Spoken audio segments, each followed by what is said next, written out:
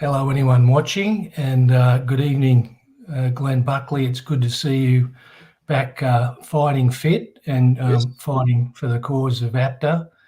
And hopefully this evening will give you an opportunity to bring everybody back up to speed on the APTA saga, the ongoing saga, and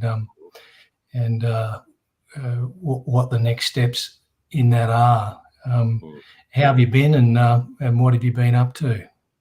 Yeah, no, I've been good, thanks, Clinton. As you know, it's been a tough 4 years, and I had a couple of weeks in a hospital recently, but that was actually very, very good for me. I've come out now. I'm looking at myself on the image here, and I actually look quite pale and anemic. I think it's the lighting in my garage here, so don't worry, I haven't deteriorated. Won't say I look good, but I look better than I do in this image, so nothing to worry about. All good, all good. Yeah, and on that subject, can I apologise to you and everyone who may watch this video? Obviously, we're not doing the slick production. We need the Marilyn Monroe lights and makeup to make us look better. So if there's any technical glitches in the video, bear with us, please. If my fat thumbs manage to push the wrong buttons, bear with us, please, because ultimately, I think that going live and doing this live gives it some authenticity rather than some slick rehearsed production. The other thing I'd like to apologise for is that, of course, the short discussion over an hour or an hour and a half can't do justice to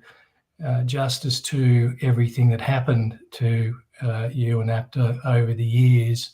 And so, you know, my aim is to try to help focus on, you know, the big milestones and the key things in all of this that resulted in the whole thing, your whole business collapsing.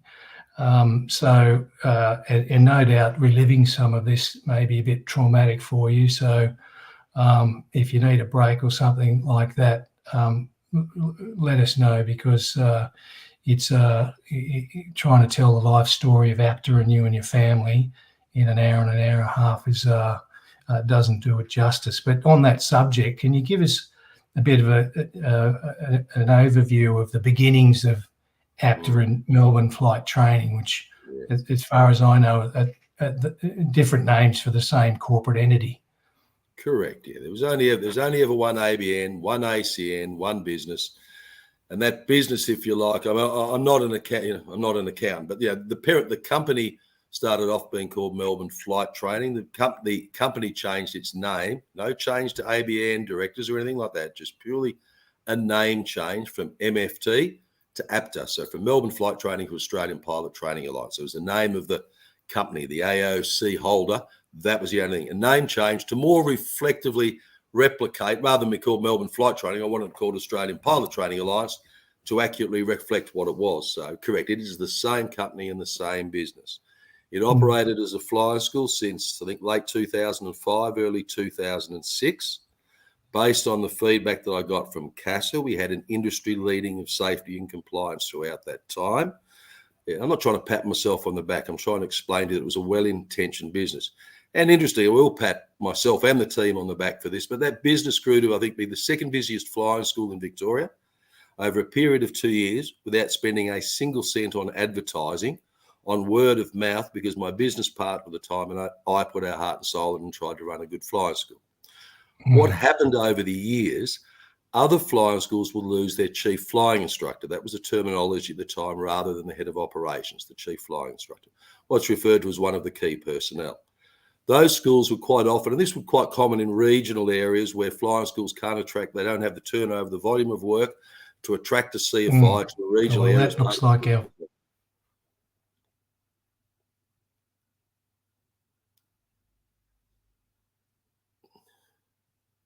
You there, Clinton?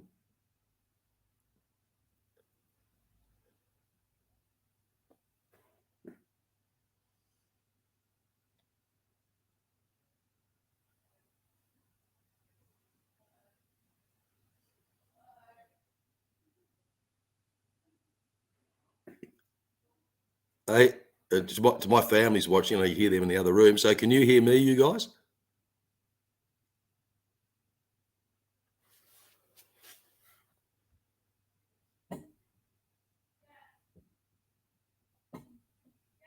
You can hear me?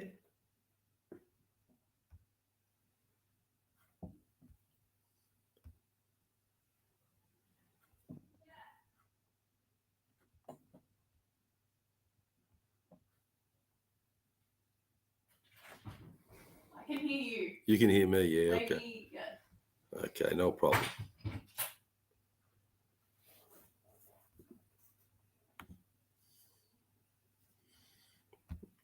Well, folks, appeared to have lost Clinton there, so bear with me.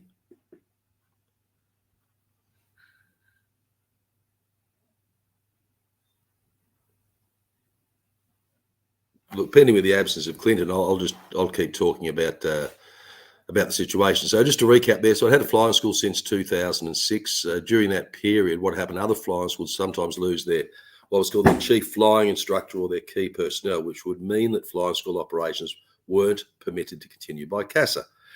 So on occasion, those businesses or those flying schools approached me and asked me to take over their operations for them to allow to continue my key personnel and my AOC to run their operations. So this concept of this remote bases or these bases that we had been going for a decade. Now, CASA had approved several bases under the system. So we had my own base, Melbourne flight training. We were doing a flight instructor training school for another flying school, all approved by CASA. We had a base up in Darwin approved by CASA. I think we even had one at Alice Springs approved by CASA. We had multiple. I've been doing this for years. TVSA down at Back Smash. So this is where we took over their operation, and we would run their operation using a combination of our own employees of another entity. The point of it is this practice that I'd done was completely standard practice. I'd been doing it for a decade. The new regulatory structure came along, and I have all of these emails that are evidence of this. This isn't a he said, she said. This isn't people's opinions. This is all documented, well written, with witnesses. So when the new regulations came in, Part 1, Part 142 were coming in. They were scheduled to be introduced in 2006, but they were delayed a decade repeatedly, and they eventually came in 2017 in September. Now, the requirement of those regulations that all of Australia's 300 flying schools had done a transitionary program to the new regulatory structure. Now, to meet that new regulatory structure, I approached CASA and I invested hundreds of thousands of dollars with my key personnel over a 3-year process, designing the exact structure that a couple of years later, CASA would turn around and say they'd never heard about, they didn't know what I was doing, and it was illegal. CASA approved this structure. As I say, I spent hundreds of thousands of dollars. The CASA interviewed the personnel. We wrote the manuals. We had to submit 10 to 600 points. All of this designed exactly for what we were doing, for this multi-base approach under my one authorization. CASA approved it in April of revalidated, approved it to continue in the new regulatory structure. They did that in April of 2017. Then it looks like we're getting Clinton back. You're back, mate. Yeah, sorry. I don't know. As forecast, the technical glitch happened right at the opportune moment. And I don't know how much of the... Were you continuing to be able to... Yeah, look, I just continued on in your absence. So I was just basically up to the stage, Clinton, a brief outline back that have been operating bases for many, many years, that I went through a very extensive process in the lead up to the new regulatory structure that was scheduled to commence in September 2017. The previous 3 years to that, I invested hundreds of thousands of dollars in systems and procedures, writing operations manuals, technical writers, submitting 600 requirements to CASA, CASA approving them, workshopping them with me, then approving it. Not approving it, then sending it within CASA to a peer review. Then once the peer review was done, the authorization was issued to keep doing what I'd been doing for the decade previously. This all happened in April 2017. It was approved. I continued on after that date. CASA formally added additional bases to it. I was getting, I won't say patted on my back, but I mean, it was working very, very well. It was increasing safety because we were bringing a lot of individual resources from different schools to the organization and sharing that. It was a very, very, and it's been operating. I've been doing this for a decade, Clinton. And when I walked into work on one day with no idea, no one ever saying anything to me. I remember opening up my email in the afternoon. and I get an email telling me that I've got 7 days to operate. I'm operating unlawfully. My bases are unauthorised, including my own flying school that I've operated for a decade, my Melbourne flight training, my first base that I opened up. The whole lot's just without anyone ever saying anything to me. No concerns ever raised about it. It was bizarre. So if I can master the technology, we'll flash up that 23rd of October 2018 letter that was sent to you and is referred to in the CEO of CASA's letter to you the 25th of May this year, and we'll get to that as well. But I first want to tease out some very, very important factual points. So as APTA's AOC authorisation was expanding, with CASA's approval, that's the only way, it's CASA granting those. Did any of those operations at those various locations utilise people who were not employees of APTA? That is, they weren't on the APTA entity payroll. Did any of those activities at those bases include people like that? I mean, they did, Clinton, yeah, but that's standard industry practice. I mean, no organisation and there's no requirement that it be like that way, and there shouldn't be. So, correct, I had a combination of part-time contractors, full-time, people that were employed by other entities. I had people doing things voluntary. We ran an Air Force cadet program up in Darwin, which was a voluntary thing we did for the Air Force cadets up there. And I mean, so that was, that's right. So absolutely, not every person was an employee. Yeah, and as we know, that there are plenty of flying training organisations who bring on instructors as independent contractors, not as employees, and they do that for tax purposes, superannuation purposes, and other purposes. And they're not employees of the entity that holds the AOC, and that's gone on. And we'll get to looking at the actual legislation. And so far as I can see, there's nothing in the legislation that requires all personnel of an AOC holder to be their employees. And the other thing that I wanted to ask is, did any of those flying training activities utilise aircraft of which APTA was neither the registered operator nor registered owner? That's correct. And we clarified that with CASA. Effectively, CASA's definition of it, the registered operator, think of it as it's the person who's paying the maintenance. That's the way CASA wanted it. So we weren't and we had this in our contract. So we were the operator of the aircraft. But when it came to the law, the legal definition and the responsibilities of the registered operator, that was very clearly clarified with CASA. It's the way CASA wanted it. And as I say, I tended to that very, very clearly in our induction agreements when these aircraft were inducted into our systems, very clearly.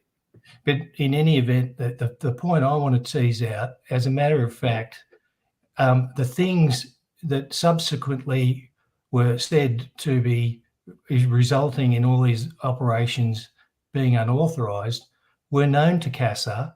And if the rules required that only APTA employees could do things under APTA's AOC, and only aircraft of which APTA was the registered operator could be utilised in those flying training activities, that should have been explained to you by CASA each time you applied for a variation. That's what you were paying for. Presumably you paid a fee to have the application assessed by CASA.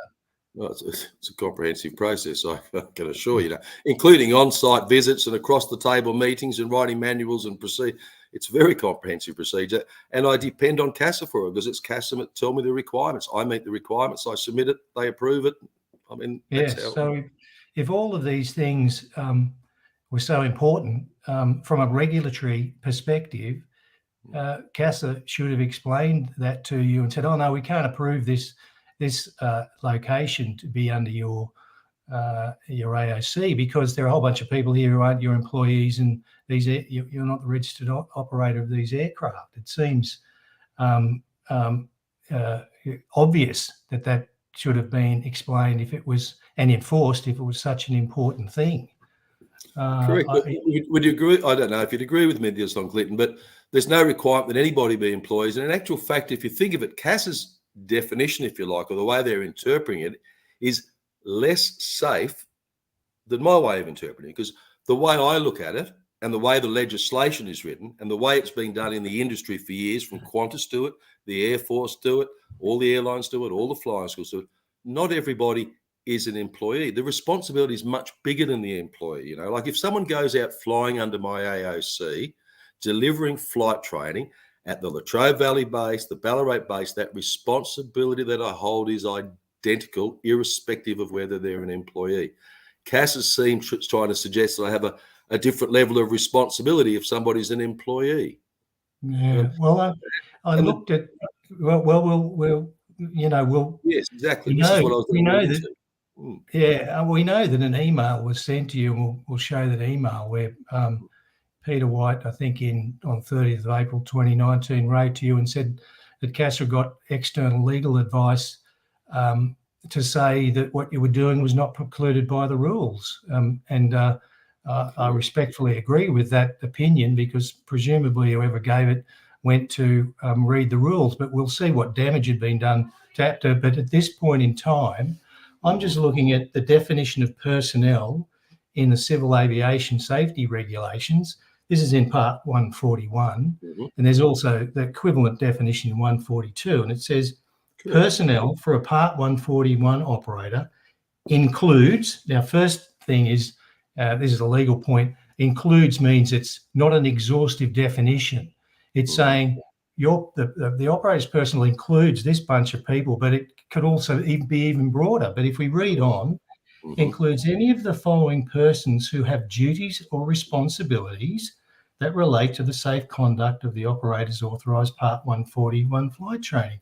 An employee of the operator. Now, if only employees were allowed, then that's what it would say. But it goes on. Correct. And it says a person. Now, again, a very fine legal point. A person in Commonwealth law can be a corporate person, an artificial person, or a natural person. And as we know, so any person, so it could be, you could get a check and training, us proprietary limited in to do check and training, and that's a company and with people underneath it, or this could deal with individuals like independent instructors. A person engaged by the operator, whether by contract or other arrangement, to provide services to the operator, an employee of a person mentioned in paragraph B. So not only does it anticipate people who are what I'll call independent contractors rather than employees, it says a person engaged under whatever arrangement. So I understand that. So there was correspondence in 2019, June 2019, from Craig Martin that effectively said no, they've all got to be employees and that's it. So I could actually probably access that fairly quick here if you want. In fact, I've got access. So remember, just to recap just very quickly on this for those that are following. I hope most people are following it. It seems clear to me, it might not be, but I'd operate that business with a combination of people who were my employees and who they weren't. That had been okay for a decade. And then all of a sudden, the whole thing changed. Now, consider this, Clinton. If and CASA told me this, and you could put the question to CASA now, if every single person in APTA had have been my employee, I would never have heard from CASA. And I want to emphasise that. This isn't a quality control issue. I really want to, because people assume that because CASA came after Glen Buckley, he was doing something wrong.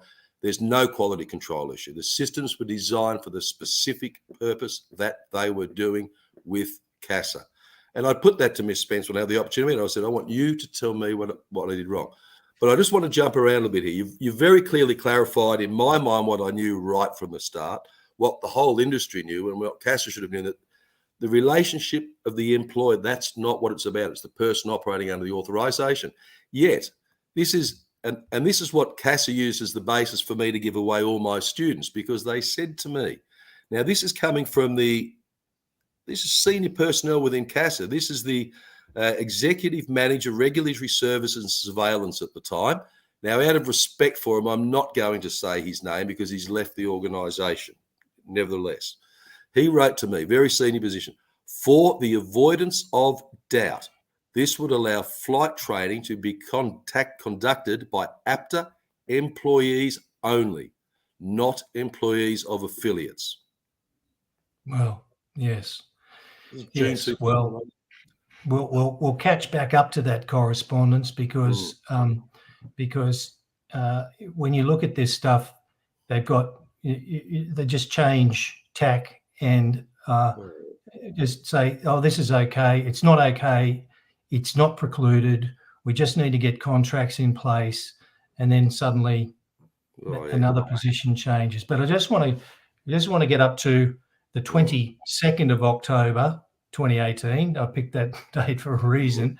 The 22nd of October 2018, which is the day before you received a letter. How much? I know it won't do its justice in 2 minutes, but how much time and energy and money and effort had you gone to, and how many hours do you estimate or days did you work alongside with CASA to satisfy them of the rules that they were requiring you to comply with, and for which they certified you, APTA? Years, Clinton. Years. Now, if I had to put hours on it, now obviously, truly, and the staff, it wasn't just me. I had people appointed this. I had technical writers. I had personnel being approved by CASA to move into new roles. I had a staff member doing a 12-month induction. I mean, that, it's not about what it cost me, but these were big, big investments I was making. I mean, that person alone was going to become the third CASA-approved head of operations. There was probably an investment of $50,000, $60,000 in that person over a 12-month period to get them up to. It was an enormous project. It was everything. But remember, because schools couldn't operate after September 2018 if they hadn't done this. So it was a process that was forced upon me by CASA if I wanted to continue operating. But it was a big project. And I commenced the project because CASA approached me to take a lead on it. So I don't want to get too technical here, but the legislation was supposed to be introduced on September 1st, 2017. There were about 300 schools in Australia. Hardly any of them were ready. And this was evident about 18 months before. CASA approached me, asked me to take a lead on it, which I did, which I got approved then in April 2017. And then weeks later, CASA announced the whole thing was going to be delayed another 12 months. And that left me effectively with a white elephant for 12 months, funding salaries with APTA sort of hanging out fairly loose. But I invested hundreds of thousands of dollars, but not just me, a very, very passionate, highly qualified, industry-leading team of staff and management that were all involved in putting their heart and soul into it. I'd got an ex-CASA safety advisor. He worked for the organisation to set up the safety department. I've had ex-military people. I had an industry. It was, Clinton, truly, I would be very confident to say, and CASA led me to believe this as well in the emails that they said, this is probably the biggest project, truly, undertaken by a flying school in Australia at the time. Now, if you consider Oxford flight training, and I remember Oxford flight training at conferences talking about giving negative feedback on the size of this project, it was enormous, Clinton. It took, to put it in perspective, Clinton, the previous 10 years of my business's profit, and, it wasn't, it's a flying school now, it makes $1 million out of a flying school. I invested more than the previous decade's entire profit into that process with CASA up until October, to get that approved in April 2017. Truly. Everything went into that. At the end of all that effort, blood, sweat and tears and working with CASA, you got approvals that covered the flying training activities that were being conducted at a variety of geographical locations. And then a hand grenade was lobbed into the middle of all that, and I'll get up the 23 October 2018 letter, and I haven't seemed to have been. And so, sorry for those watching, I've got to look to the side. So this is a letter, and I'm going to cover one of the issues that were brought up, but I'm just going to scroll down to the some of the things that have said here. Paragraph 7 of the CASA Aviation Ruling Franchise AOC arrangement states the AOC holder at all times remains responsible for the actions of another person conducting operations under the AOC. That's a statement of the bleeding obvious. Then it says the ruling does not permit an AOC holder to authorise a third-party body corporate to conduct operations under its AOC. Well, the ruling couldn't do that in any event, but that's got nothing to do with you because you didn't authorise other entities, a third party, to get involved in your activity. They certified it, did they not? Correct. And also, I'd point out, Glenn, it's very interesting paragraphing here. I'd have to go back to the original because I've just picked up on this. But if you go into that paragraph, just to make sure that where it says the ruling does not permit an AOC holder to authorise, I don't think the aviation ruling said that. Okay, well, the aviation ruling says, the aviation ruling says and this is interesting. I don't know, it's a very convenient error, if you like, because it leads one to believe as you do. Now, what the aviation ruling says is the AOC holder at all times remains responsible for the actions of another person, not employee, another person conducting operations under the AOC. I agree 100% with CASA with that. Absolutely. Yeah, every single person.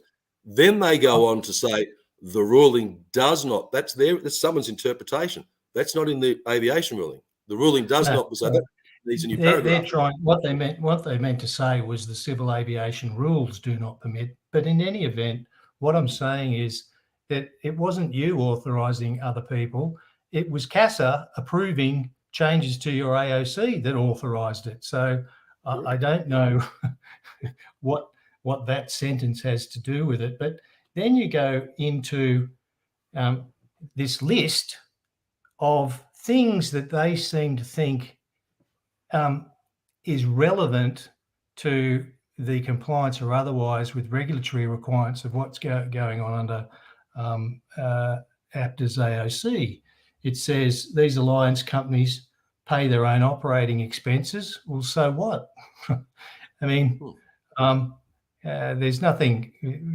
Why does CASA care who's paying operating expenses? That's an internal commercial matter, I would have thought, for the AOC holder. Yeah, sorry to interrupt you. I'll let you go with the flow. But exactly, Clinton. I mean, who they use? If they use Origin Energy or United Energy, or they buy, I couldn't care less. You know, I'm in the business of safety compliance. I deal with CASA.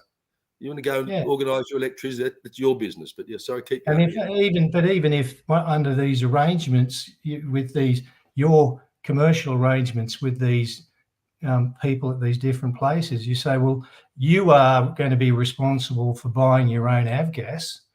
Well, so what? What's that got to do with CASA? They receive income from students directly. Well, so what? Well, why does CASA care where the money is paid by a student? You could have a flying school that's set up for charity and no one receives any money. Or and we did those. That's right. I mean, we did that for the Air Force cadets. We did Scout. That's just it. I mean, it's got, I mean, remember we're talking about safety, maintenance, operational control. That's right. It's got nothing to do with it. There's nothing in the legislation that alludes to it.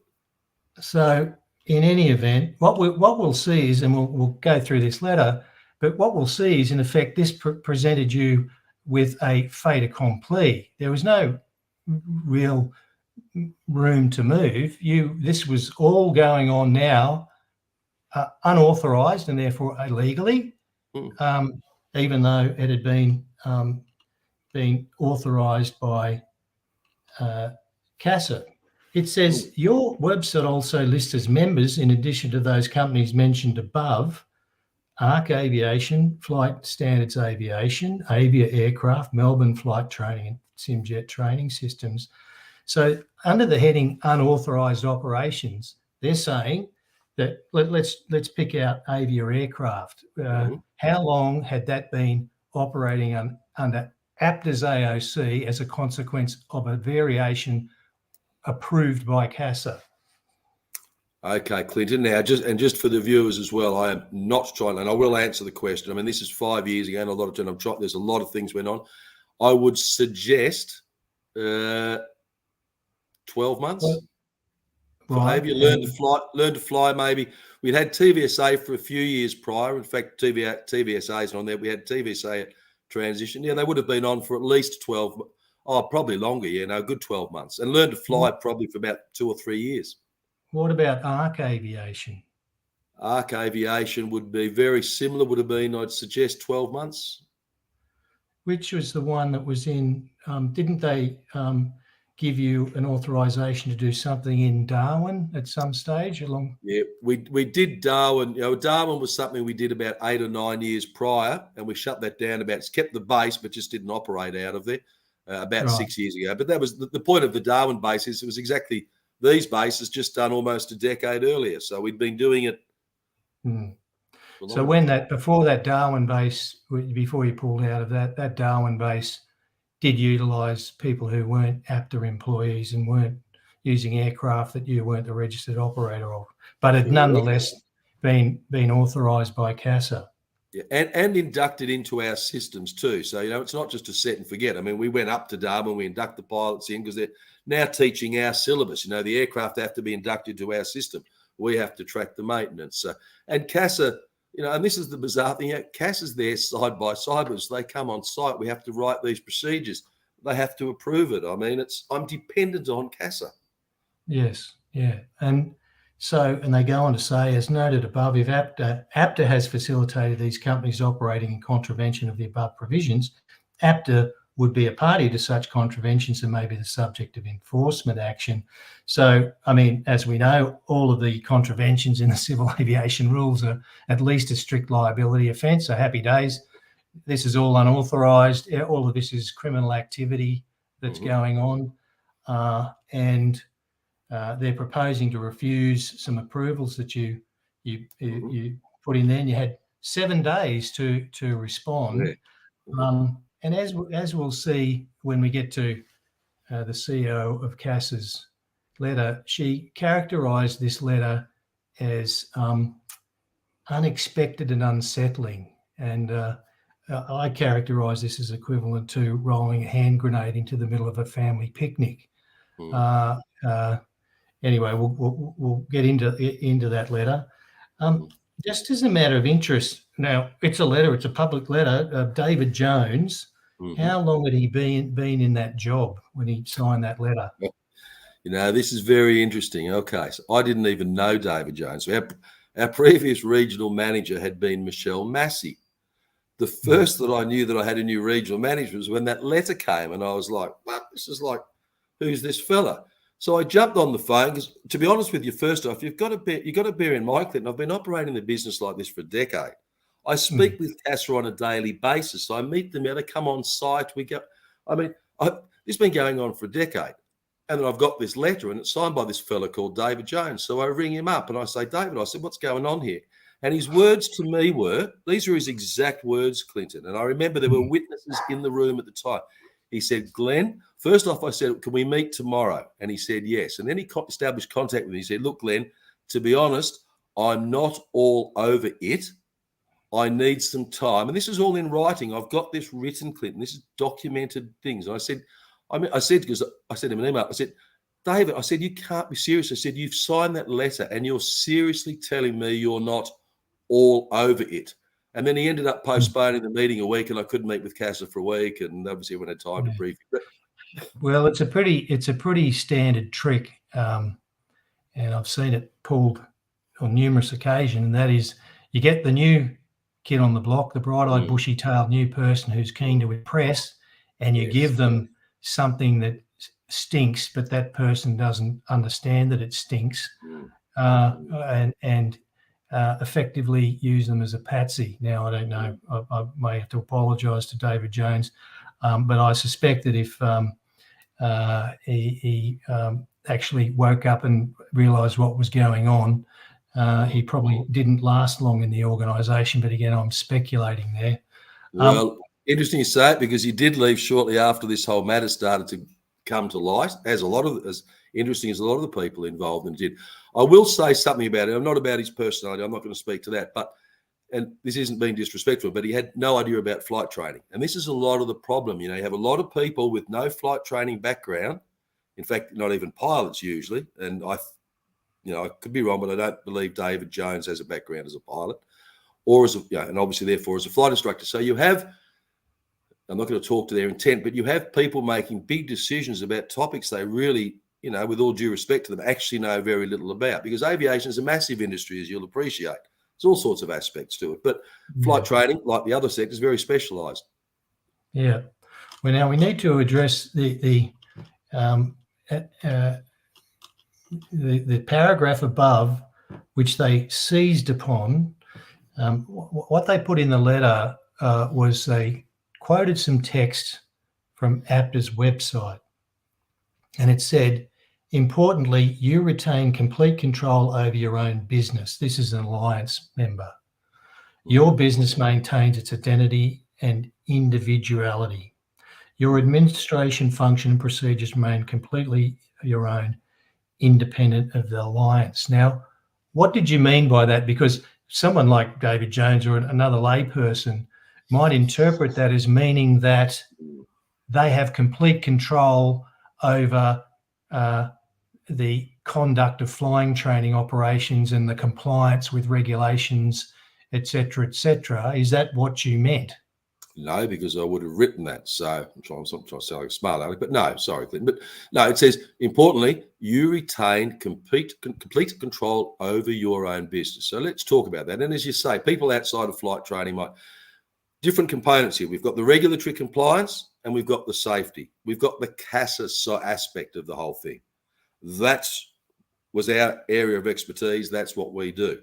I have no interest. This is back to the business side of it. So if we had a lot of capability. We're a Part 141 organisation, a Part 142 as a group. We had multi-bases. We had CRICOS for the overseas student training approval. We're a registered training organisation.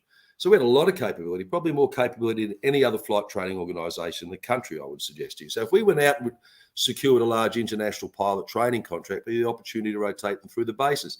It might be that one of the bases doesn't want to get involved in that. That's their business decision. If they choose to get involved in it, I've got control of that operation. So if they want to use recycled photocopy paper and spend a premium to use recycled, good on them, go and do it. If someone wants to buy the other stuff, go and buy that. You want red carpet, shag, the business stuff of it. I wasn't trying to take over the industry, Clinton. I was trying to facilitate the industry being able to continue.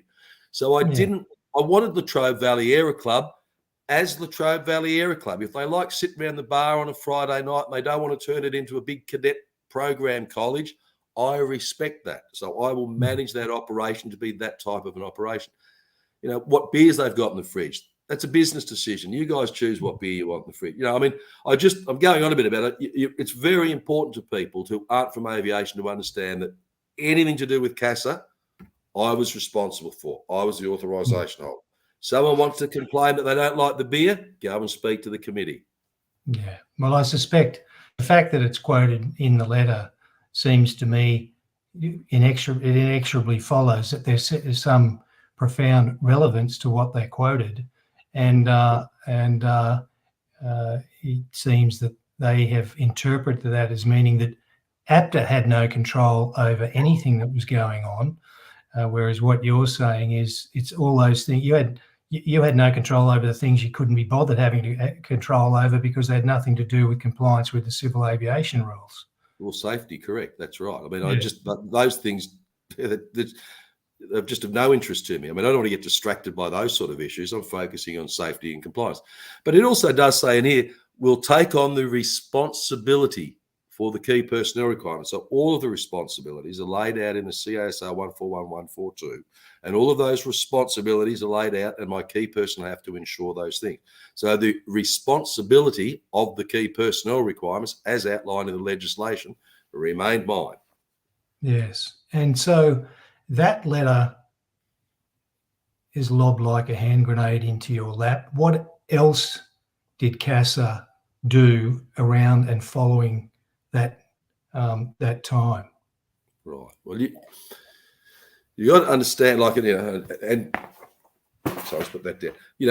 And just to reiterate, this has been going on for 10 years. I've designed this with CASA. I've got CASA patting me on the back. CMT, my original CMT team thought it was great. In fact, one of them said to me, Glenn, you're the first person in Australia that understands Part 141 and 142. Ask Ballarat Air Club and Latrobe Valley Air Club both found out about APTA because a CASA employees directed them to APTA. I mean, and they'll testify that. I've spoken to them. They'll tell the truth. Everybody will tell the truth if they ask. So to get that on that correspondence on the 23rd, I remember sitting at my desk and we had a family function that evening. And I remember sitting there, it was about 2:30, and I opened up the email and I read that. And I was just absolutely blown away. Now, I remember I didn't say anything to my staff, my managers, because I thought, wow, this is just going to shake the confidence out of all of the work you guys have been putting in for the last 3 years. And I remember sitting there just trying to digest it and trying to work out, what is this? This was just it was just bizarre, to have, and it was a quality issue at all. There would have been something leading up to it, this is going wrong. You got to fix this. It just came out. I can't tell you the shock. And I remember going to a family function and doing my best to be engaged that evening. Now, during the afternoon, because it was actually sent to my head of operations, and it just didn't click to me at the time, I think, the shock of it. And the other head of operations, we were both approved. The other one came up to me, Erman, and he said, because it was addressed to him, and he raised it with me, and then, it got out. And shortly after, CASA wrote to all of the customers that including the ones that they'd pre-approved, saying that you're operating unlawfully, subject to prosecution. They wrote to the applications that I had pending. The whole thing was devastating. This wasn't a rejection. Pip Spence wrote to me recently, said, regarding the rejection of the two significant changes, the addition of 2 new bases, that wasn't the issue, Glenn. They actually said I was unlawful, subject to prosecution. This is standard industry practice, what I'm doing. I can't tell you.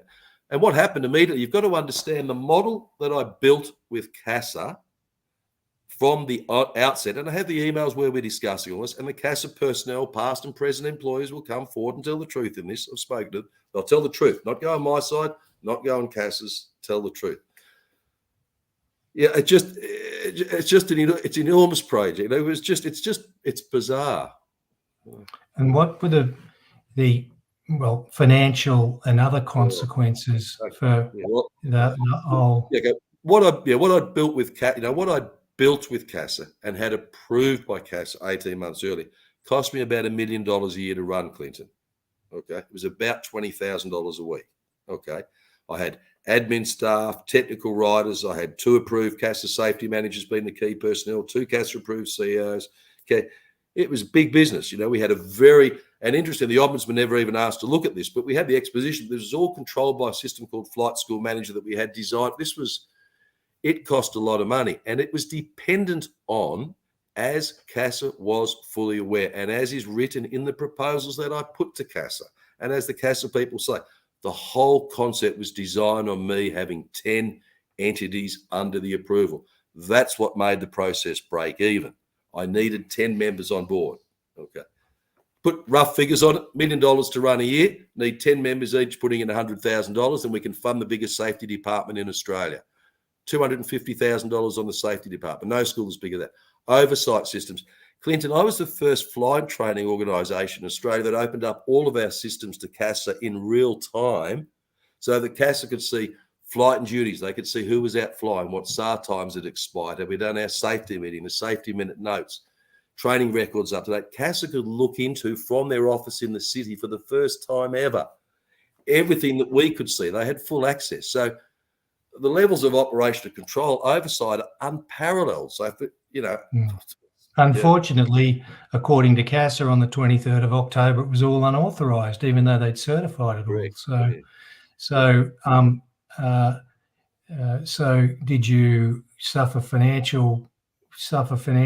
What else happened? Well, you've got to remember that. So this has cost me. I've limped through the previous year because remember, CASA told us it was going to be ready. We had to be ready to go in September 2017, as I was. Then they changed their mind. So the business limped along for 12 months, hemorrhaging cash. So that's when I sold my home to keep staff on for the new delayed date. Then when that date came around, and I wrote this whole thing for the new legislation. The new legislation comes in 2 months. 2 months after, it's unlawful against the new legislation that we just wrote it for. Yes. But no one was going to join APTA straight away. The members that had already been approved are devastated because their bases are dependent on my approval. It's now got 7 days of operation. So all these bases that have been operated with and I understand their confidence is shaken. Their businesses also, those schools are only operating for another 7 days, those bases. So they're terrified.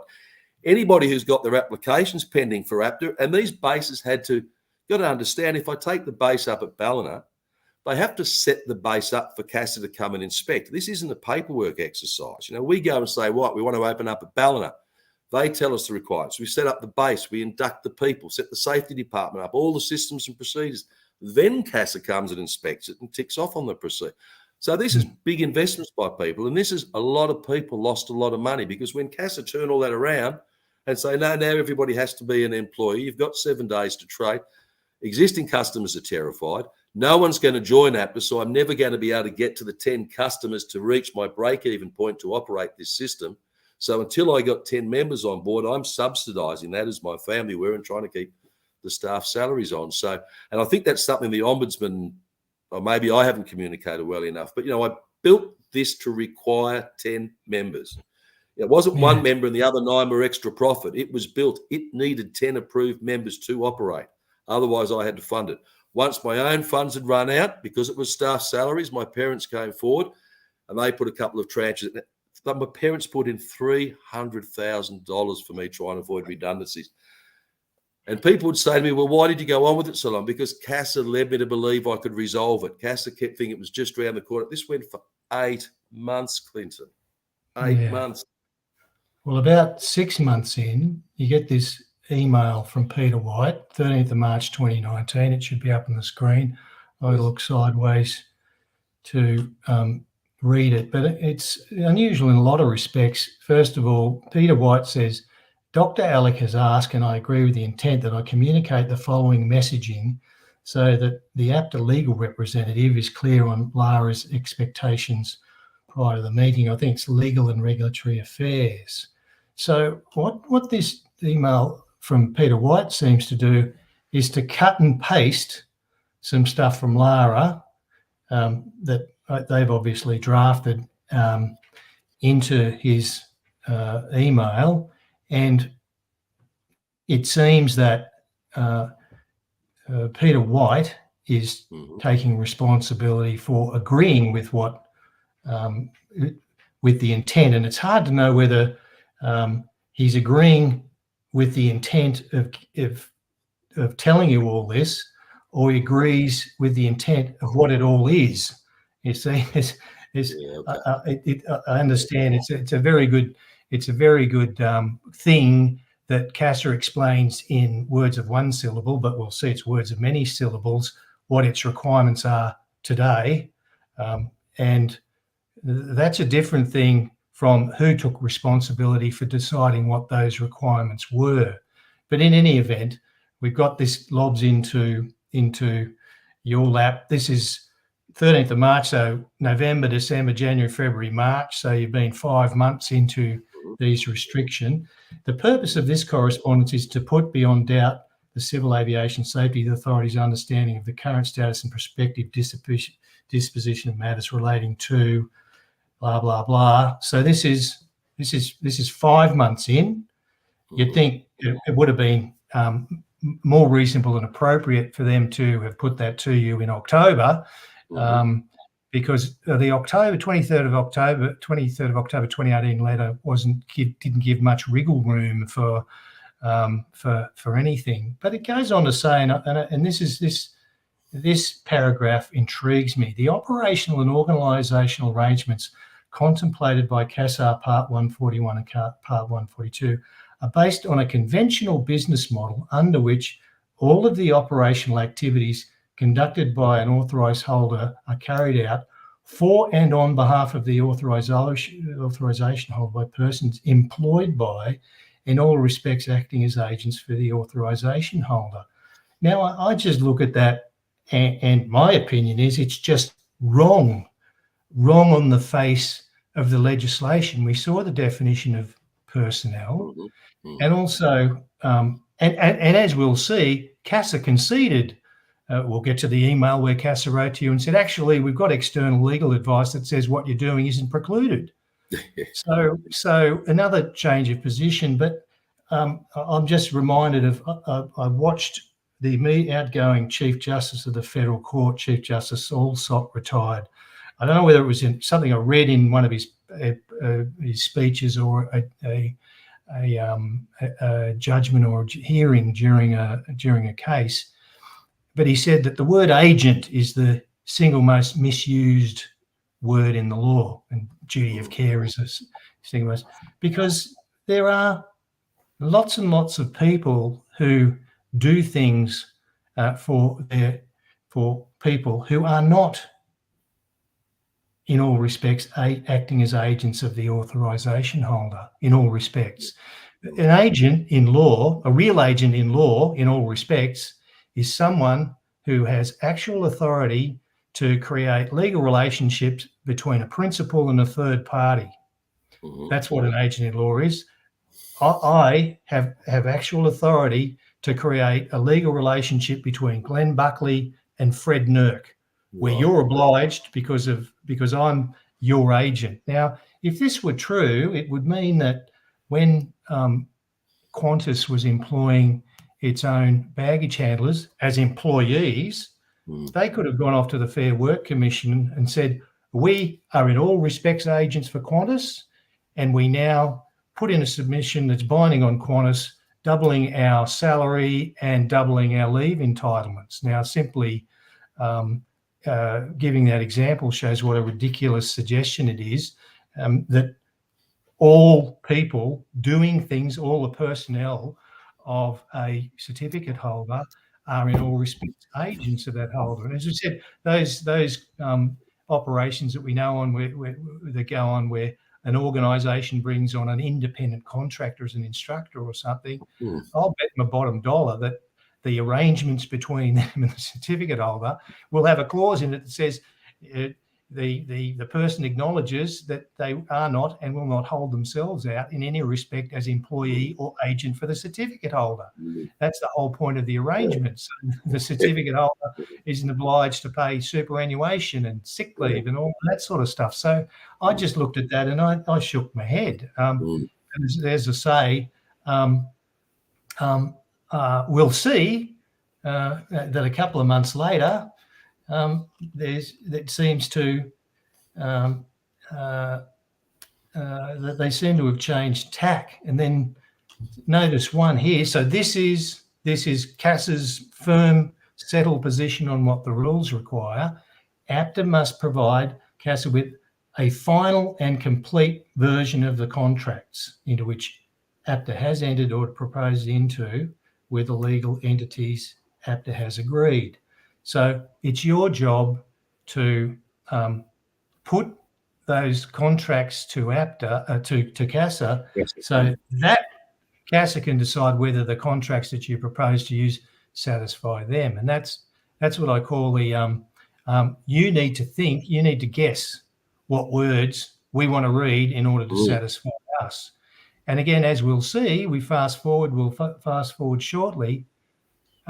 Eventually, CASA thought, hang on a sec, maybe what we should do is come up with the clauses that we want to see and say to APTA, these are the clauses that we would like you to use. And if you put them in these contracts, those will satisfy us. And again, you'd think, why didn't you do that from day one? Oh, absolutely. Oh. And, it's important in order to know if you say something's wrong, you need to know what right looks like. Yeah. So if they come into me and they say to me, this is wrong, this isn't, no problem if you think if it's wrong, but I need to know what right looks like in order for me to fix it. And this was the issue, Clint. And this is what I think we're getting into the crux of the problem now. The truth of the matter is, there never needed to be any issue. I've been doing this for a decade. CASA really had helped me design it. CASA had approved it. CASA had. That's the truth. I'd been doing it for a decade. Something went wrong in CASA. Somebody found out about it, decided that it was illegal, made a mistake because it wasn't illegal.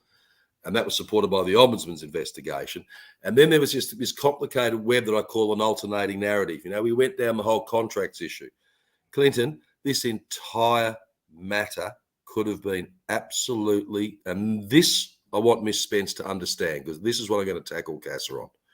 This entire matter could have been completely wrapped up within 4 hours. And I say that because remember, even though CASA didn't know about it, they had worked with me for 3 years designing this exact thing. Even though CASA apparently didn't, they had done it and they had to. So all the systems and procedures and all the legislation, everything's attended to, everything. Yeah. So it was just to put some words in the contract to describe what it wasn't really to outline areas of responsibility because it's already done over in the exposition. It could have been, people didn't want to resolve it. The trading restrictions were in place. For some reason, for 8 months, I couldn't resolve the contract issue. After I handed the business over to the new owner, bloke without a pilot's license, he could organise the contracts issue in like 48 hours. Yeah. So we go to 30th of April 2019. So yes. November, December, January, February, March, April. So we've got 6 months of you bleeding money and the reputational impacts of what had happened. The rumour mongering, the gossip in the industry, hanging my head down low. My parents are now funding it. We're getting at the time now where I've run out of money. My parents, I think, have put their first tranche of money in at 150,000 or something by then to look after the staff. Yeah. And pretty stressful by now, It's pretty stressful, Clinton. Look, as I said, this discussion can't do justice to the level of stress that you must have been under, financial, physical, mental, trying to sort all this out. But this is everybody around me, Clinton, is saying, Glenn, why can't you resolve this? The members who have now been previously approved and are hanging on to theirs for survival for 6 months are begging me for answers. Schools that are trying to join APTA and have just changed their whole direction to come and join APTA, and they've got planes sitting up there, instructors waiting to start, are begging me to get this resolved. And I'm telling them, I don't know why I can't resolve it. Just tell me the words. There's no resistance from me. There's no resistance. I've already got 100% responsibility, CASA. Make me have 120, 130, write whatever you want. There will be no resistance from me. I understand I'm fully responsible for this. Tell me the words that are going to make you happy. Bang. Yeah, right in. The technical writing's there. 4 hours, the whole thing resolved. It's bizarre. Well, 30th of April, Peter White writes to you and says, CASA has now received the external counsel advice and he has confirmed inter alia that a Part 141 certificate holder is not precluded from entering into contractual arrangements with other parties to deliver flight training activities. Well, it seems to me, with respect to the council, I agree, but it's obvious when you read the legislation and the definition of personnel, and when you read that definition, it says contracts or other arrangements, and given the structure of the definition, it covers in people who are not employees of the certificate holder. Then it goes on to say, CASA has issued instructions to external legal providers for the provision of model clauses that would meet the minimum regulatory requirements to enable one above. CASA expects this work to be provided to CASA by 15th of May 2019. Now, again, if we accept at this point of time that the demands that they were putting upon you about this contract issue were required by the regulatory regime, then maybe they should have done this months before. Maybe they should have done this before they wrote to you saying it's all unauthorised and illegal and you got 7 days to live. Well, Clinton, they should have done it 10 years ago. They shouldn't have led me on for 10 years. But not just me, like across the industry, everybody, this is quite common practice. This should have been happened. I was 25 years in the industry. This was the standard CASA approved practice. So, it's a reversal, but correct. If there was any concerns. Yeah, every time you applied for a variation to your AOC for it to cover flying training activities at a different location, they should have said, right, well, we need to see the contracts with these clauses in there. You don't have to guess. These are the clauses that we require, so go off and get them. So this is 6 months in of all the disruption and bleeding money, and then. I just want to add in there. Sorry, Clint. I don't want you to lose your train of thought. But that's right. By now, an organisational culture that was industry leading. Truly, we had and the people that worked with me right from when I started. All know It's absolutely decimated. Now everybody's been hanging on to their job for 6 months. The company's bleeding. They know my parents are putting in money. People start to get worried about their job. People start looking for jobs. It's just feeding on itself, and the whole thing's just crashing around. All I needed, Clinton, all I needed was one thing. I was happy discussing this with CASA for 10 years if they want to go on with it. I just wanted them to lift the interim approval on the business, because remember, the businesses only got, they kept doing these short-term approvals. That's what really caused the harm. It's like the proportionality of it. Just talk to me. You don't need to put these interim approvals where we can trade until this day for 24 hours here, for another 90 days here, because I just can't enroll students. No one's got any confidence. Suppliers are calling me. BP's starting to get shaky, my fuel supplier now. I mean, it really, it just snowballing, like, wow, it was horrific. Yeah. And I can imagine, as I said, I can hardly imagine the amount of stress that you were under, because after that 30th of April email that said what you were doing wasn't precluded by legislation, we're going to give you contract clauses. You referred to this earlier on the 20th of June 2019. Then you got correspondence that said, no. The only thing that can be conducted under this AOC, you can go into the detail, or the only people that can deliver instruction are employees. Is that what it said? Yes. Yeah. And the lead up to that, Clinton, so I just want to, and just to wind back a little bit, just to show how, so you've got to remember, right at the start of it, CAS has come in and said to me, you're operating unlawfully against these, you're going to be prosecuted. Then we went down the path of, I can maybe become unlawful if we can work out the wording in the contract, and we might actually let you continue operating, it'll all be okay. And this has dragged on for like 6 months. Then they've gone to the lawyer. The lawyer said, actually, Glenn can do what he wants to do. Well, they've gone and got those.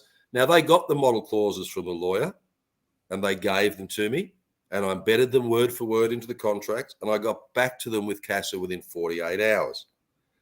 Then what happened is Peter White sent me an email saying we're all good to go, that they were happy with. This is after, I think, 6 or 7 months now of hemorrhaging, and then 4 hours later, he sends me another email saying, hold off, we'll talk. And the whole thing was, now the contracts was off the table. It was just like, it was completely parked aside, the thing we've been fighting over the 6 months. And now it became everybody has to be an employee. And I was like, not everybody has to be. He said to have direct operational control, everybody has to be. And I have these emails. This isn't he said, she said. The emails exist. They had to be employees. So by that stage, how confident were you that you would get a settled position on the basis of which you could make fundamentally risky business decisions? If I was truthful with you, Clinton, by now, as anybody would be, this is 8 months of being absolutely hammered at them, throwing everything at me. There was not a skerrick of doubt in my mind that as long as Glen Buckley was leading that business wasn't going to be permitted to continue. And as evidence of that statement, when I gave the business away, it was just, I knew I was getting hammered. The business was hemorrhaging. I walked away from it. It's just pay the debt, and it was a proper handover. But I couldn't work out the contracts. With 25 years in the flight training industry experience as a CFI, a head of operations, a CASA-approved CEO, Grade 1 multi-engine IFR instructor, run a flying school for over a decade. For some reason, I couldn't work out the word in the contracts. But when the new people take over APTA, within 48 hours, a bloke who's got no experience in the flight training industry seems to come up with the wording that's okay, and then all of a sudden the Trove Valley is permitted to continue. And I am going to seek under freedom of information, I intend to request the acceptable contract between Latrobe Valley and APTA that was acceptable to CASA, because that's the contract that someone with no flight training experience was able to resolve the whole issue in 48 hours. So I'd love to see what that contract looks like. Yes. Well, I mean, from my perspective, I think if you've committed a crime, it's that you are very naive, despite all your experience, very naive when it comes to promises from CASA about when a new package of rules is going to be introduced, how simple they're going to be, how settled their interpretation of them is going to be. There'll be a single CASA position on what those rules mean. It'll all be all be very, very clear. But anyway, there's lots of people who've learnt that lesson. I just want to now bring up the sort of the latest development, or the second latest development, which is the letter from Ms. Spence dated 25th of May. And this, hopefully that'll pop up. And it's remarkable in a number of respects. And I just want to get down to these two key paragraphs, because as with most written communications from central office in CASA, it is exquisite. It's exquisite in the way it's been crafted, in my opinion, to play down the impact that CASA's actions had on APTA and therefore you and your family, and also a little bit of, what I call revisionist history. But we'll go through this sentence by sentence, because I always enjoy dissecting these exquisite pieces of language. It starts by saying, these paragraphs say, that said, what is apparent is that CASA is yet to acknowledge the Industry Complaint Commissioner's findings of 18 July 2019. Now let's pause to think how utterly ridiculous it is to say, CASA hasn't acknowledged that our own employee, the ICC, made these findings. It's like, well, if CASA doesn't acknowledge that the sun came up this morning, then it didn't come up.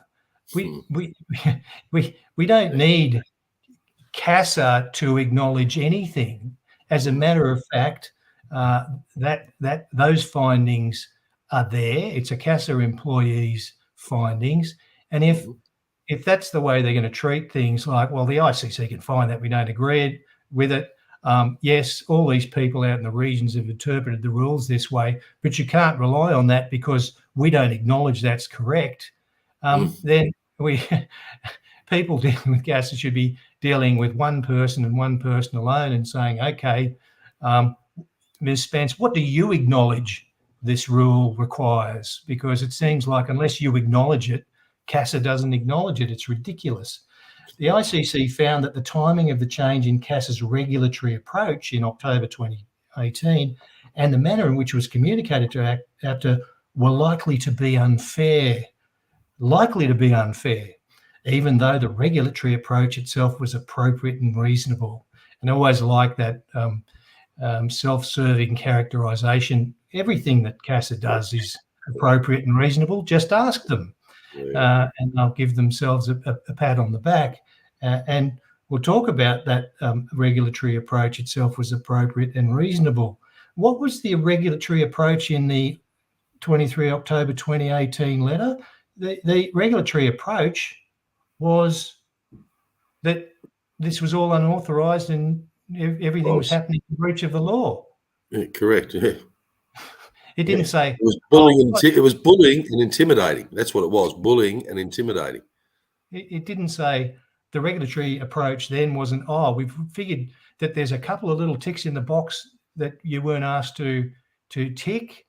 We need you, we've got external legal advice that says what you're doing isn't precluded, but we need you to put these clauses into your contracts and into these contractual arrangements.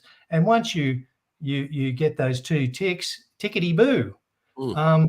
That's in 2018. There was it was just saying, it's all unauthorised, and your APTA was aiding and abetting criminal offences, apparently.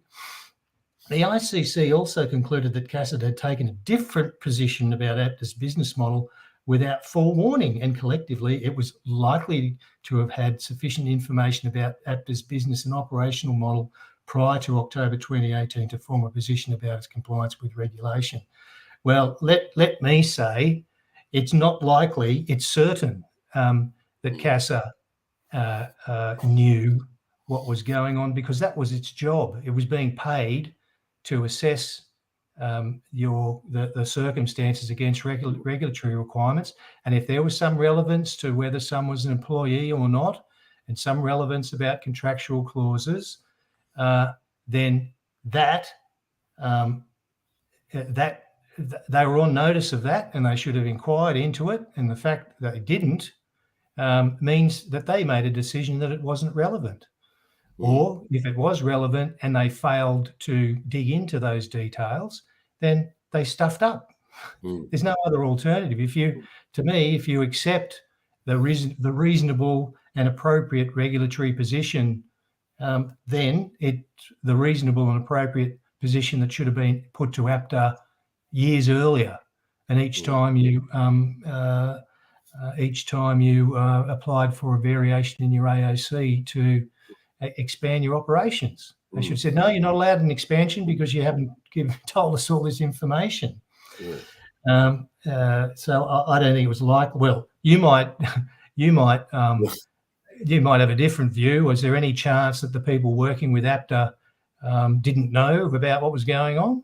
It was the very purpose. We had extensive discussions with the CASA personnel. These things, and these CASA people will come forward and tell the truth when the time comes. I mean, maybe what CASA will do is say, we don't acknowledge that ever happened, and until we acknowledge it happened, it's just a non-fact. Who knows? Yeah. I would like to take this opportunity to acknowledge the IC's findings on these issues and to set out CASA accepts those conclusions. Well, what are they going to do if they reject the conclusions?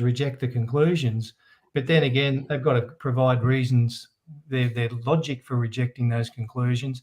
And I should say, as an aside, given some various FOI requests I've put in and analysed, I'm very impressed with the CASA ICC, because the CASA ICC seems to have some nous and a moral compass, which leads him very quickly to spot the problems in lots of things. And the gap is when they make those findings, people drag their feet, acknowledging them and doing anything about the terrible consequences of what the ICC has dug up.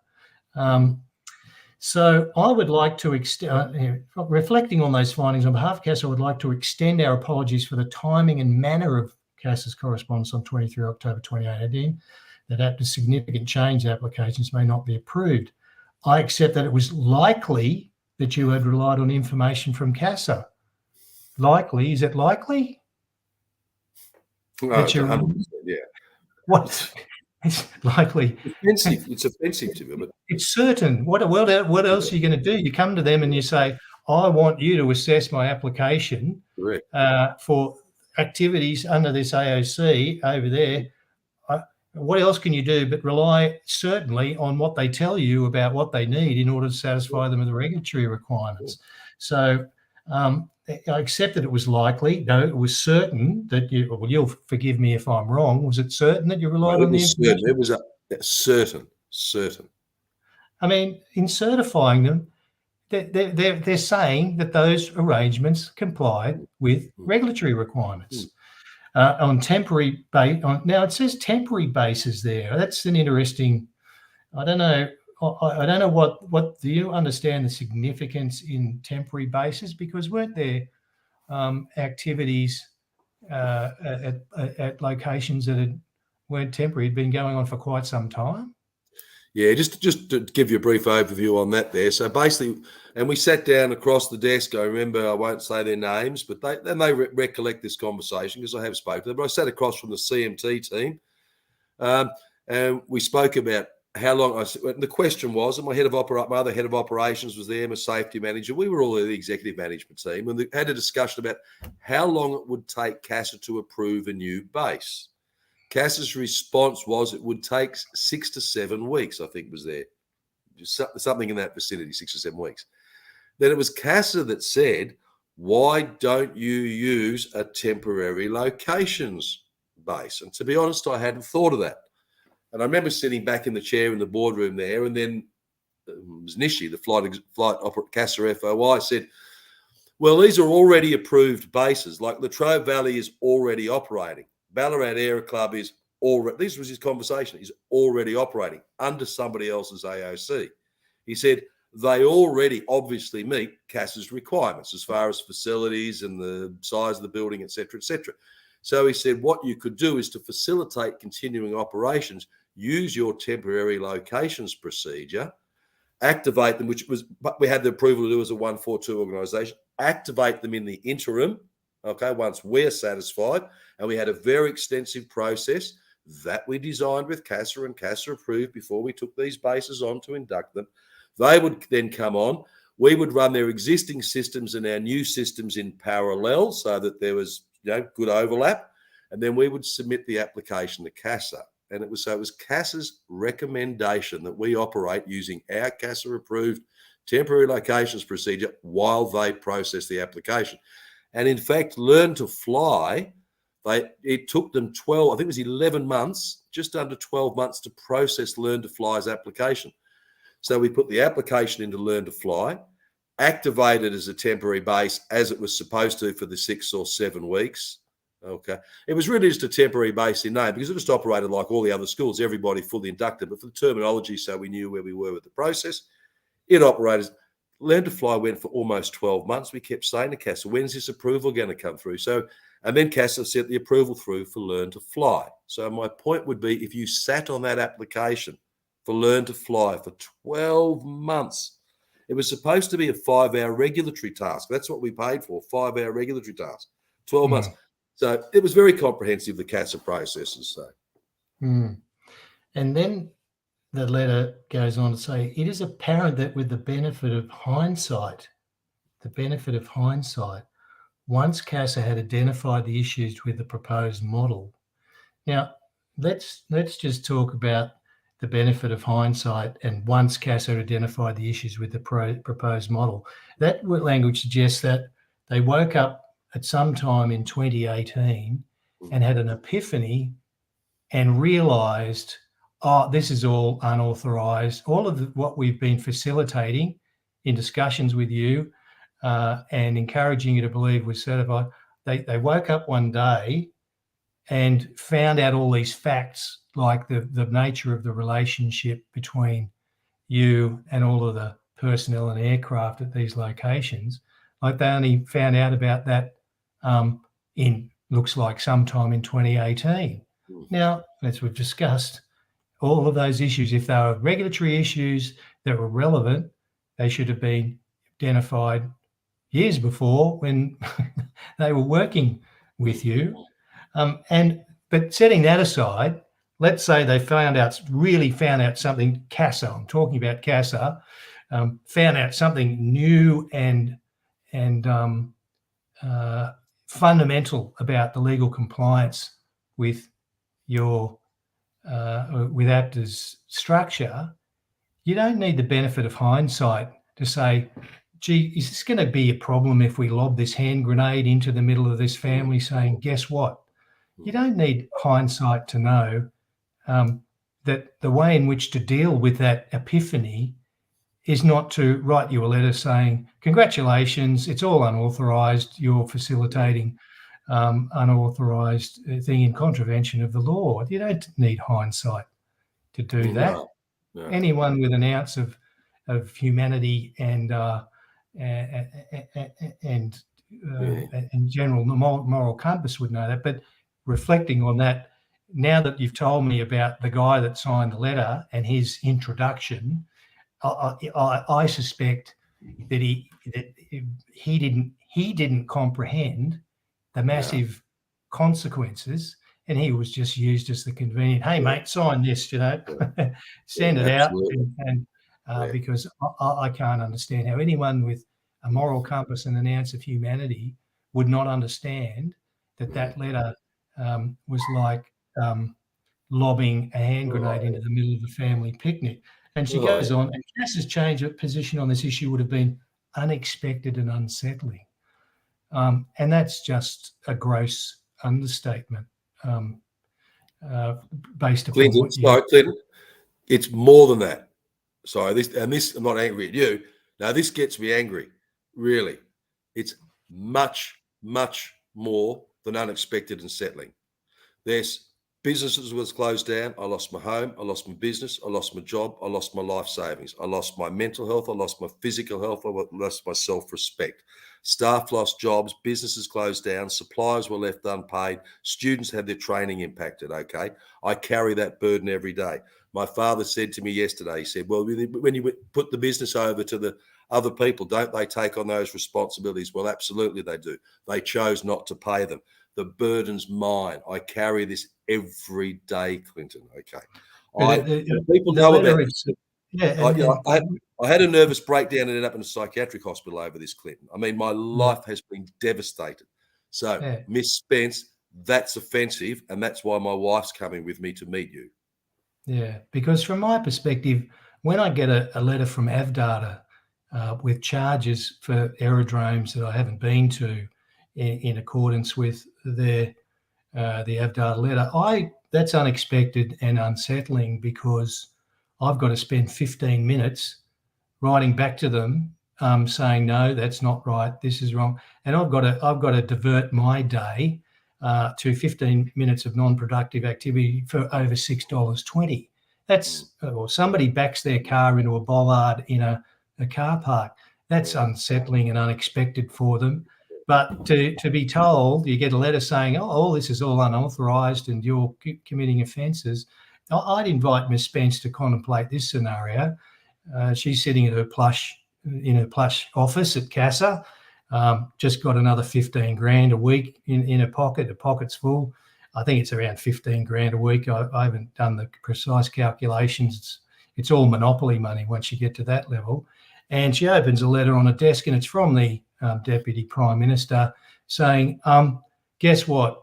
You were unlawfully appointed. You didn't satisfy the requirements for the appointment because you didn't hold a driver's license. Your appointment is invalid. You are now impersonating the public official, which is an offence. Clean up your desk and go home. Now, and sorry, Clinton, and while you're cleaning out your desk, because remember, I lost my whole life, my superannuation, everything. So while you're cleaning out your desk, we're going to be accessing your superannuation fund and flushing that down the toilet.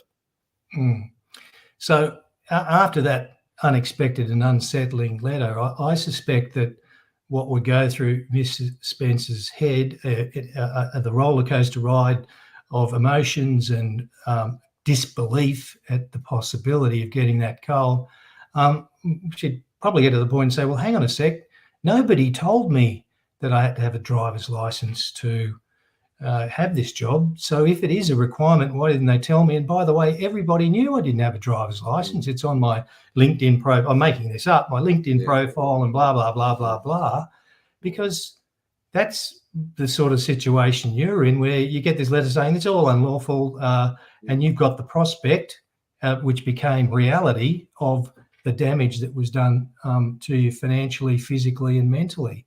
It's just an extraordinary, it's an extraordinary thing, and it didn't need the benefit of hindsight to know the consequences of that lobbing into someone's in-tray unannounced.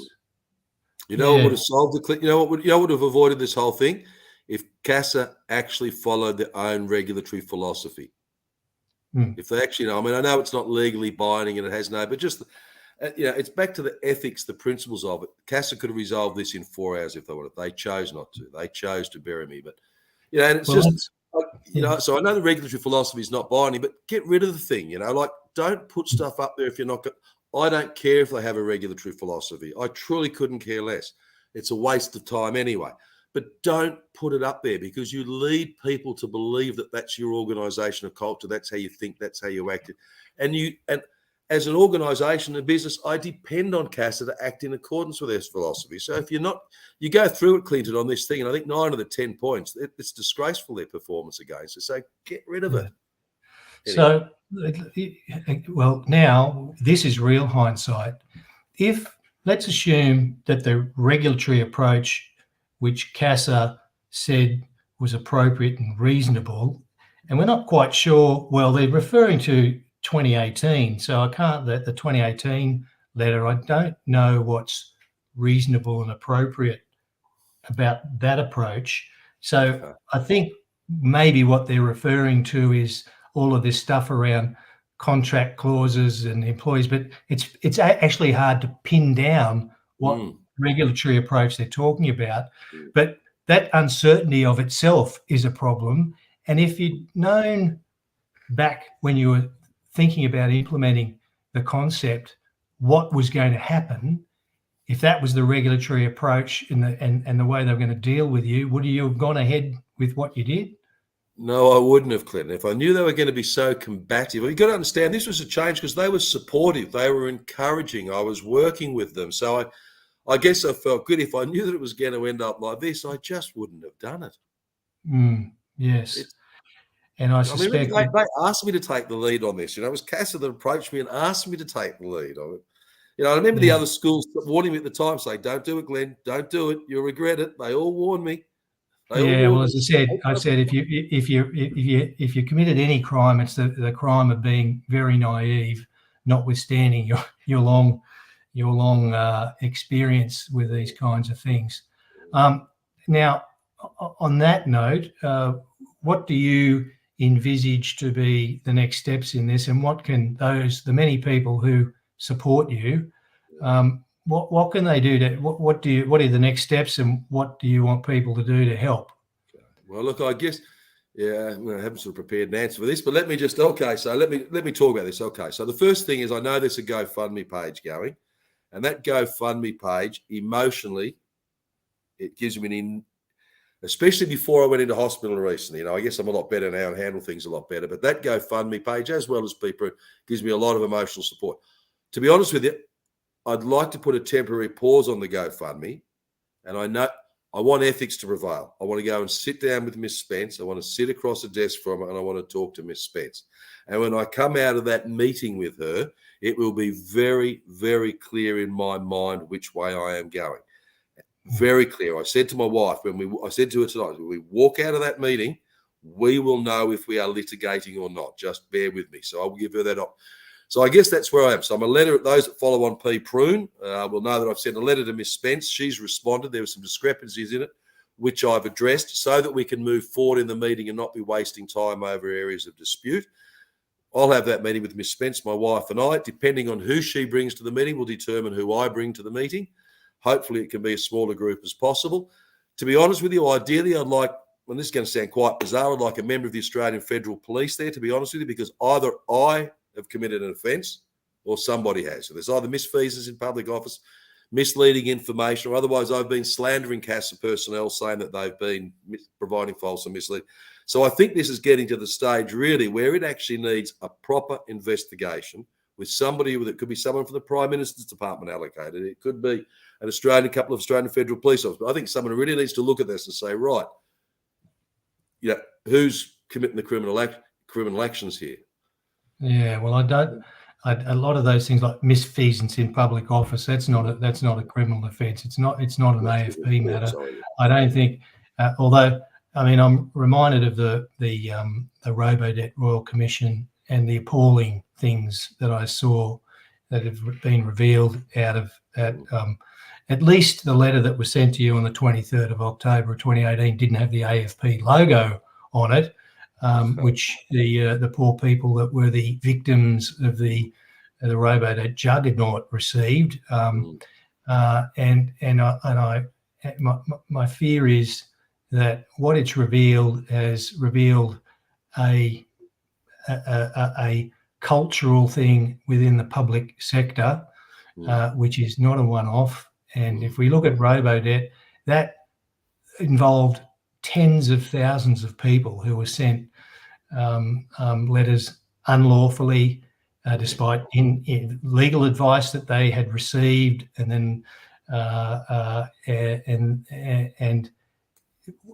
and they just kept going despite all the complaints, all of the alarm bells being rung. And the only thing that ultimately brought it down was two brave people, two young women, in fact, Ms. Masterton and Ms. Amato, who said, stuff this, we'll go to the federal court and challenge the legality of it. First one, Masterton, the public sector pulled a usual dirty trick. AVMED matters are notorious for the dirty trick, where they manipulate things so that the proceedings have no utility. So with Masterton, what the Commonwealth said, oh, we've magically found out that she doesn't owe any money, so we're going to tear it up, and therefore these proceedings have no utility, Your Honour, because they didn't want the federal court looking at it.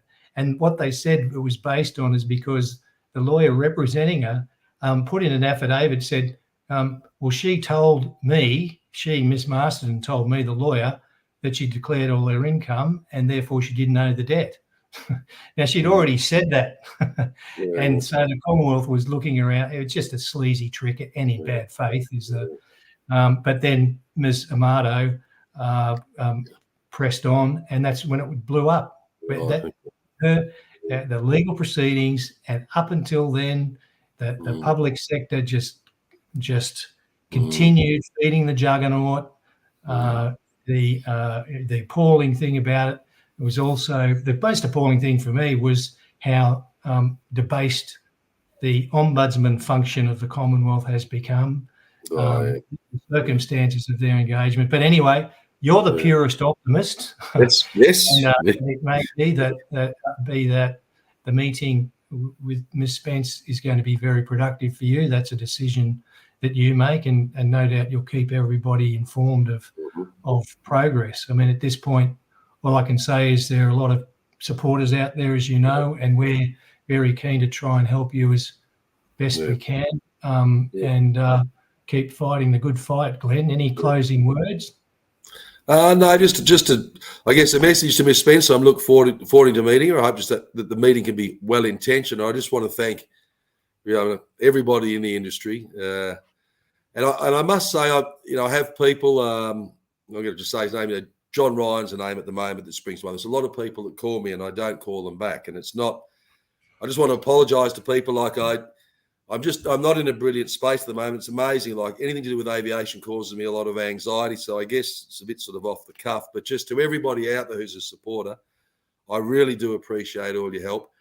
I have phone messages that I don't call back. It's because I have to get myself in the right space. But please know I'm embarrassed, to be honest, being around people in aviation at the moment. It creates me a bit of anxiety and I know people say, oh, people don't blame you again, but my name's attached to it. I need to get everybody back as though they'd never, ever met me. And that's what my ultimate end game is, to get everybody back to before October 2008 as though they'd never met Glen Buckley. So it was probably a bit. Oh, well, stay as strong as you can and keep fighting the fight. And we'll peel off this broadcast, and we all wish you luck. Good on you. Thanks very much for helping me get this organised, Clinton, and thanks everybody for your support, and keep following me, my P. Pruden. I love all your comments, everybody. Cheers. Thank you. See you, Glenn. Okay, cheers, Clinton.